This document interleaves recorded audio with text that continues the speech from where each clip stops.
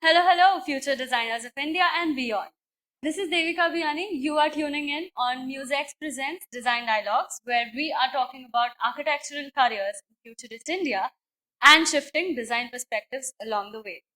Welcome to the second episode. We have a very amazing guest with us, architect Nachiket Kalle. Welcome to this beautiful conversation, sir. So, the person right here with us is a person who has curated this beautiful synthesis of architecture, construction, design, education, and research. That's a lot for a person to have on a plate. His research was as rigorous, as intensive, as ambitious as it gets. He talked about factors that affect the socio-geographical aspects of Mumbai and covered a lot of variety of facets of architectural landscape of the city of Mumbai. He continues to teach. So many students find him a force of energy, a force of nature, where he continues to fight battles on behalf of students for aspects that interest them. This person is distinguished for his insights on merging practical realities of architecture with the educational facilities and the educational training, and bringing this into a synthesis. He creates the most suitable environment for students to up level their understanding of architecture, a journey which we will get into more by the man himself. So let's hear a bit from architect Nachiket Kalle. Thank you for that. You painted a rosier picture than it actually is or was. I'm delighted to be here. It's a new experience. I've never done a podcast before. Yes, my back journey has been multifaceted, but it's come at a cost. I didn't stay in one place. Staying in one field also has advantages, just as moving through many fields also has its advantages. Coming from a place where you have been balancing so many things together, balancing both teaching and practicing, how has that impacted your perspective on architecture? First off, I think students are always students. They're young. They're at a stage in their life where they're eager to learn more and more.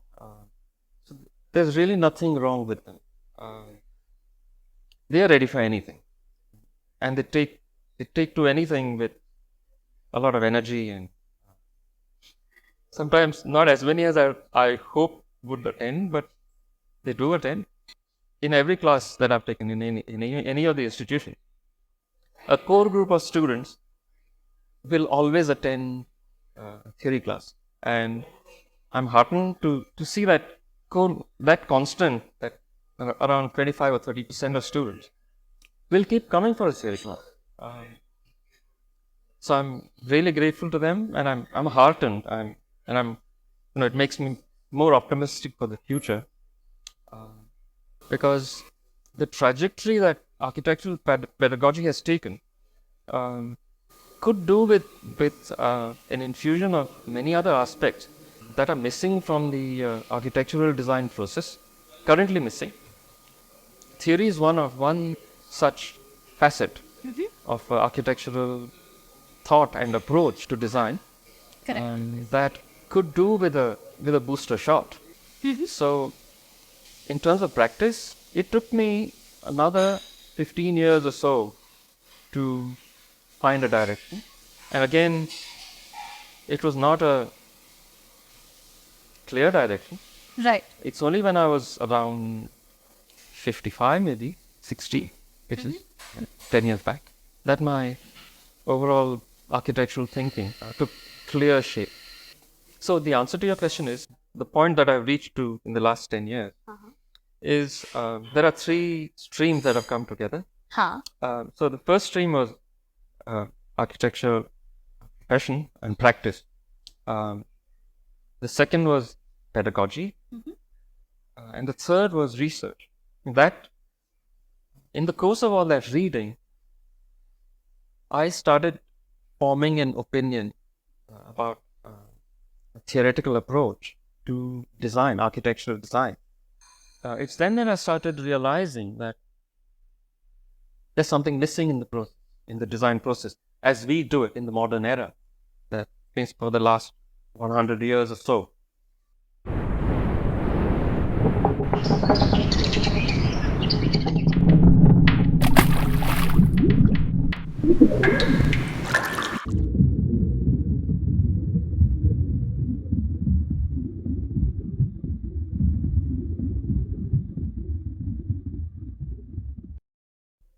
I'll I'll take the word inward approach and I'll call it subjective. It's coming from our mind, from inside, from our subconscious. Yes, it's a combination of that inward approach, and there's also an outward approach. It's the objective side. It's the architect's reaction to the real world, the physical world. The design process is fundamentally a blend of these two approaches. They are in tandem. They're going together. Right. If they didn't, there would be problems. And I think this understanding only comes when you are parallelly practicing in architecture. It's only when you understand and see the design process in real time that you understand the flaws or the shortcomings of the design process in training foundations. That's right. So that Yes, is where yes. I think your experience connects and creates that Yes, bridge. yes. Has inculcated in the designer's thinking process will be there as also what is required by the subjects. Teachers must always go by the syllabus. So when this happened, teaching became more curricularized. There was more objectively staged. So there's a syllabus for every year or every semester or every term. Right. There is that so and so topics will be taken up. I felt the older system was much better in terms of what it produced. The thinking that came out of the Gurukul system was more. So you mean But was done with more conviction, with a kind of morality, with a kind of yes, or with a spirituality. okay, so then how does that change But you could B.Arch? take a few things from that system, the older system, and some of it is being done already Absolutely. to a limited extent, like elective. In the architectural bachelor's course, there are even in the master's course, there are electives. And these are like little gurukuls because they are on. That's a wonderful way to look at They're it. on their own. They have a little group of students, one or two teachers. It's a completely different environment, completely different Curated framework surrounding. to work in. Yeah. Because I think electives are a great thing, and I wish there were more of them because they are a counterbalance to probably mind-numbing grind of these 18-week-long or 16-week-long studios. We have set design, we have biotechnology and architecture, we have construction. Oh yes, So how there's do a lot. these There's a cross lot you can do. disciplines? There's Exactly. construction Verticals. because now things have got so micro. Niche, Things have micro become niche. yes. So young graduates, or even before they graduate, they're already thinking that this is what I want to do, And they start thinking about this from maybe fourth year, and when they do their internship and they start noticing, yeah, this is something I can do, and they come back and they do their thesis. A lot of students who have been, their attention has been grasped by this thing that they've seen, do a thesis and a thesis project which is aimed at that, and then they're kind of directed selected towards it. consciously. Yeah. They're taken a direction towards that. Another student might go. And that's do what something else which exactly leads there. happened with me as well. So, for example, I was in my second year or third year when I understood that mainstream architecture is not a good fit. I participated in a couple of architectural writing competitions that time, and I discovered that writing is something that I really like. I remember that article. Exactly. Yes, thank you so much. Had I had received more opportunities of journalism, architectural writing, architectural theory, I would probably have discovered my interest sooner. So after my graduation, I distanced myself from architecture for 2 years, and then I reached here where through Mu.S.Ex by Nikita, we are talking about architectural psychology. And Nikita Sheth oriented the idea of the concept, the whole new industry or the whole new aspect of architectural psychology to me, which I would really have appreciated if it were in my pedagogy. And if something like that can't be happening for our students, then they're not having a learning curve. And I True. believe that architectural journalism, theory, writing, these are things that a lot of people will find themselves interested in. And any which ways, a lot of us diversify into products, set, and all of these things. So why not introduce them formally to it? I agree with that point of view that they should be taken up. Yes, but they should be taken up intelligently. It should not be the addition of one more task for the student. Correct. The students already doing 11 or 12 tasks per week. So adding variety or adding these little spin-offs should be included, should be incorporated in a very intelligent way, in a carefully, in a very circumspect way. Yes. But I also think the converse view of converse approach, where I think going through the mind-numbing routines of design also have their benefits. It is this probably oppressive to some students. Right. Unintentionally oppressive. Not the curriculum doesn't intend being oppressive, but I feel under the current workloads, weekly workload that the student has to carry week after week after week, these spin-offs also take up time and add load. So I feel the student should go through this, through this mind-numbing routine kind of work, semester after semester after semester. They shouldn't have to realize the value of free thinking. So it's I just wanted to say here that architectural design is not an easy course. It's not something that you just draw, because whatever you draw is going to be questioned, and the student has to be aware, and student needs to have done those lines on the paper mindfully, yes, with some objective in mind. Absolutely. Yeah, often that's not happening. Then that's not happening week after week. Certain students, there's this kind of backlog. It's like you see in limited overs cricket.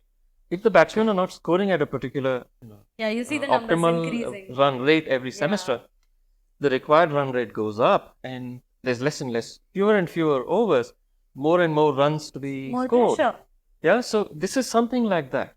The required run rate for these students starts climbing, and more work is there piling up, and less time to do it in. Absolutely. So that's where the oppression comes in. Yeah. And I'm sure there's there must be a great deal of mental suffering that goes with this, because there's pressure on them from every side. Every side. Yeah, from the teachers, there's a bad review every week. But right. Students these students then stay away from class. So there are negative aspects of this, which have to be addressed. At the moment, I don't think we are addressing this issue. We're just saying, all right, this is par for the course, this will happen, and be that as it may, the assessments will be done at the end of the semester. It's necessary to understand why it's becoming oppressive. The problem has to be nipped in the bud before it starts snowballing and goes out of control. Right. So can I just take a moment here to kind of ask your permission to summarize two insights that I gather from this particular discussion point.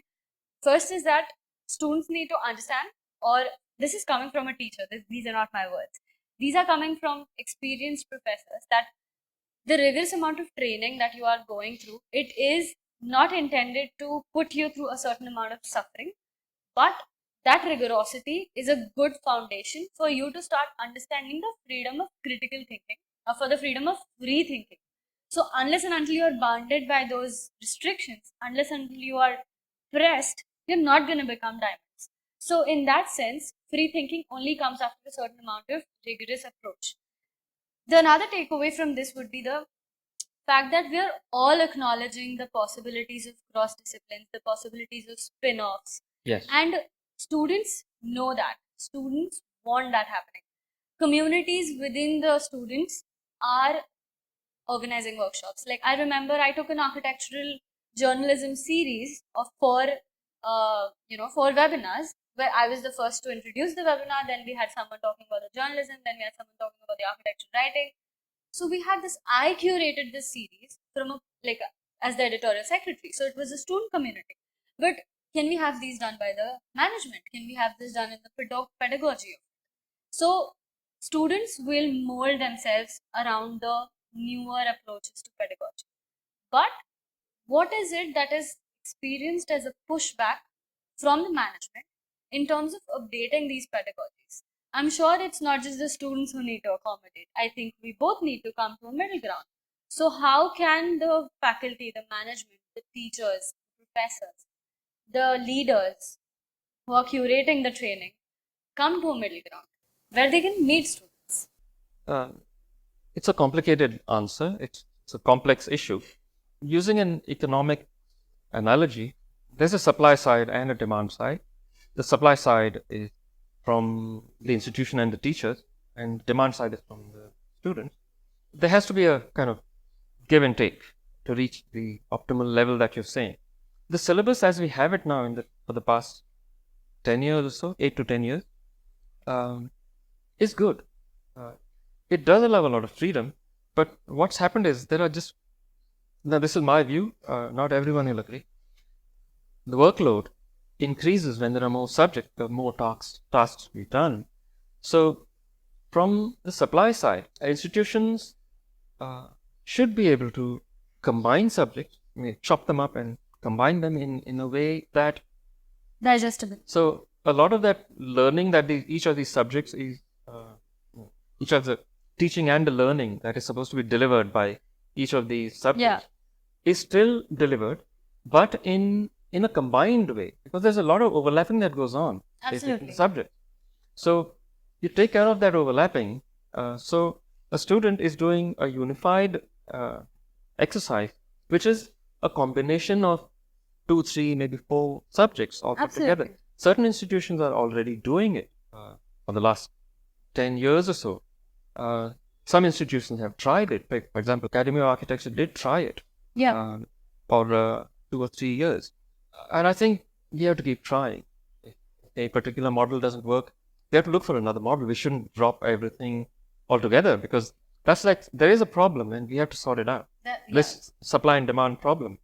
It's not easy. There's no single easy answer.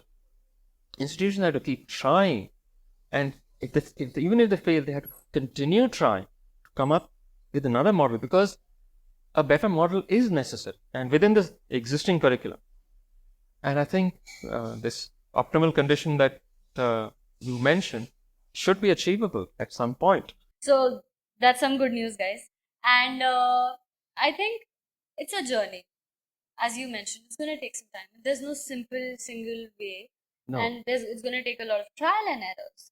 And it's going to require for students to be patient. It's going to require for the faculty to be... Like a teenager to be patient? That's a lot to ask. That's a tough ask. That's a tough ask.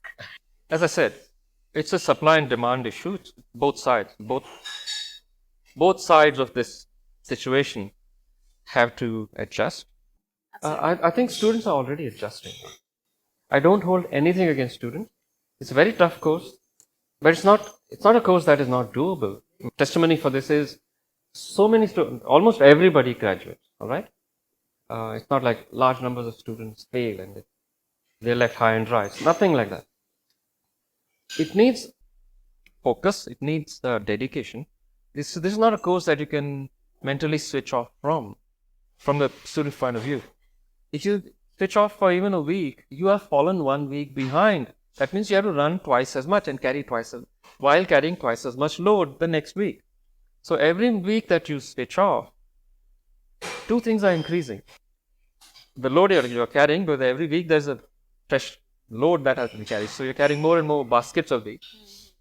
And you have to go faster, so your running rate is increasing. Yeah? And the tension in your muscle is building up. Yes, you have to run faster with a bigger and bigger load. That is not a good situation for students at all. So try and avoid that. And I keep telling students this. Do a certain amount of work every week. Yeah? but do it. Don't say, I'm going to go for a movie, or I'm just going to chill now. And forget about this thing. I'll bunk this class. Or I'll I'll bring my old drawing with a few new lines and show the teacher. The teacher will catch it straight away because we are not that old or that stupid. So we do catch, and a student tries to do that. Because most teachers will engage with whatever the student is bringing. So when you engage with something, no matter how old the brain is, that memory remains. The next week, it's still there, fairly fresh.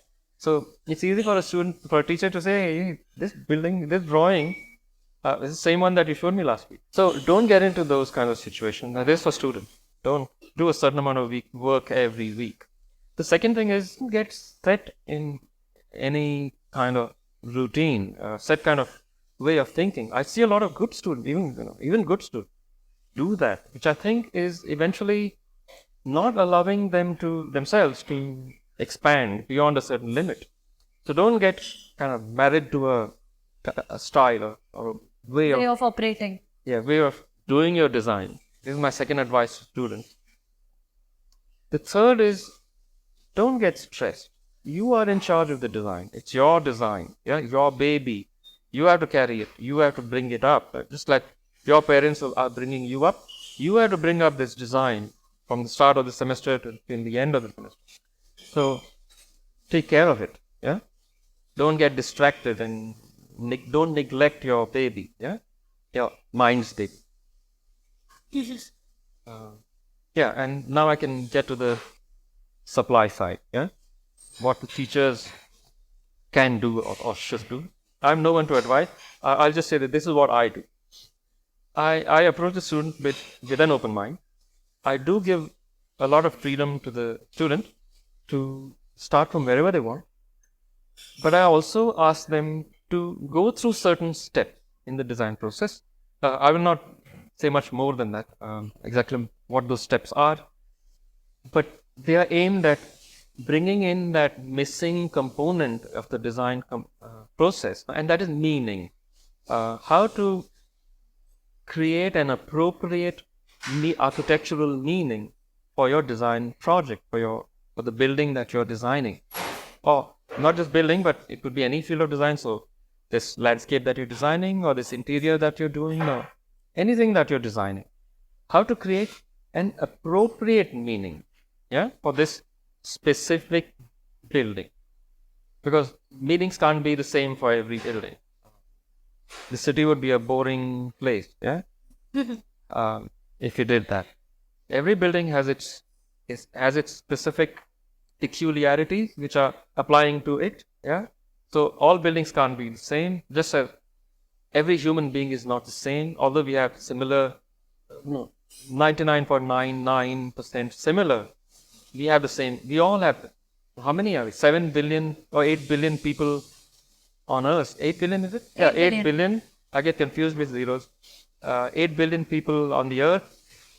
And we are almost entirely alike. But there is a little difference, that 0.001% or whatever. And that difference expresses itself in very big differences in our personalities and the way we approach a design project. That is your own. Do not subdue it. Okay? Bring your own approach. Now I'm talking for the teacher. The teacher has to allow the student to do that. Do not put so many rules and so many hoops to be jumped through that individuality gets suppressed. So that's the teacher's first responsibility, to allow every individual student freedom of choice, where to start from and where to end the project, where to get to, with a minimum of rules.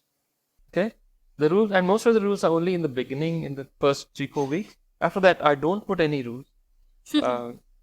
That's beautiful. By then the student has found a way, found a track, which will deliver a good, sometimes a brilliant design at the end of it, or at least an average design at the end of it. That is my objective. That is what I bring to the contract between teacher and student. This is a beautiful summary of your advice for the students and suggestions for the management, the leaders, the teachers, the professors, the teaching community.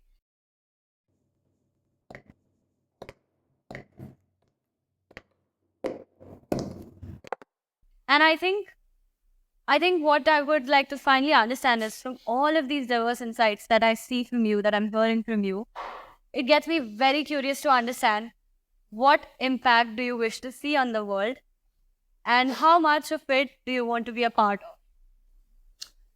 of? Oh, yes, there is a lot of wishful thinking on my part. I wish I could have a bigger impact, but sometimes it is very disappointing for me that many of the other teachers, even the institution, do not want to change there's a reluctance to bring in production of appropriate meaning, architectural meaning, into the design process. There is a lot of reluctance, both from fellow teachers and from institutions. So I wish there would be less reluctance and more openness. But be that as it may, there's nothing else, nothing more I can do about it. Maybe write a book or maybe publish something, which itself is not an easy thing. I'm sure. But this was a lovely set of insights, and I am so happy that our listeners could get a glimpse of what amazing knowledge bank you hold in that beautiful brain of yours. I think I would like to kind of highlight the two favorite sentences from your insights, that students are already doing all they can.